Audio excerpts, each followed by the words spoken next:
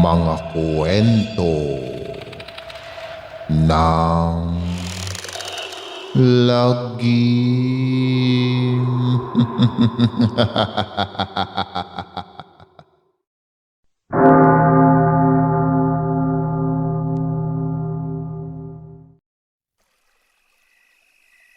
Kamusta na mga giliw naming tagapakinig?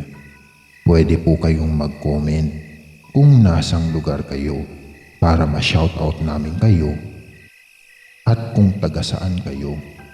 Maraming salamat mga giliw naming tagapakinig.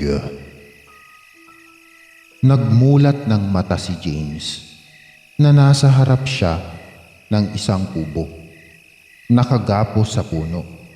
Galit na galit siya. Pinagmumura ang matandang babae na nakaupo sa isang tumba-tumba sa balkonahe ng kubo. Mataman lang nakatitig sa kanya. Nagpumiglas si James.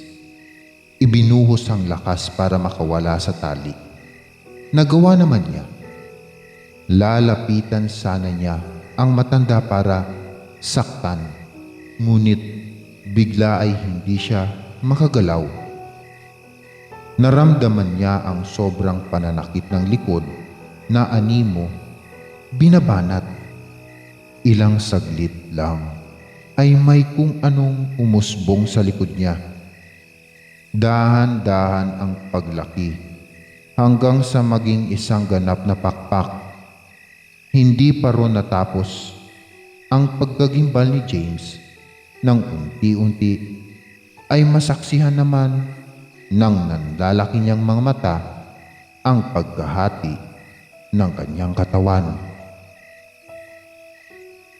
Wala siyang nagawa kundi sumigaw ng ubod ng lakas. Halos malatid ang lalamunan niya sa pagsisigaw. Lalo pa siyang nasindak ng umangat ang itaas na bahagi ng katawan kasabay ng pagkampay ng pakpak niya hanggang sa maging ganap siyang manananggal. Nang makalipad na si James palayo, ay saka naglapitan kay Nana Suling ang mga aswang na nakasaksi sa pangyayari. Tinanaw nila ang bagong manananggal sa madilim na kalawakan at saka inakay si Nana Suling palayo sa lugar na yun. Isasama na nila ito sa kanilang kampo para hindi na ito mag-isa, habang si James ang siya naman ngayong mabubuhay sa gubat bilang isang manananggal tulad ni Magnus na kanyang pinaslang.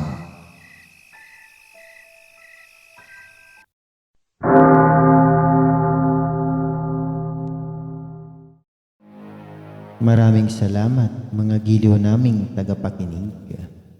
Huwag po nating kalimutan mag-subscribe at mag-like ng ating channel para sa mga kwento ng lagi.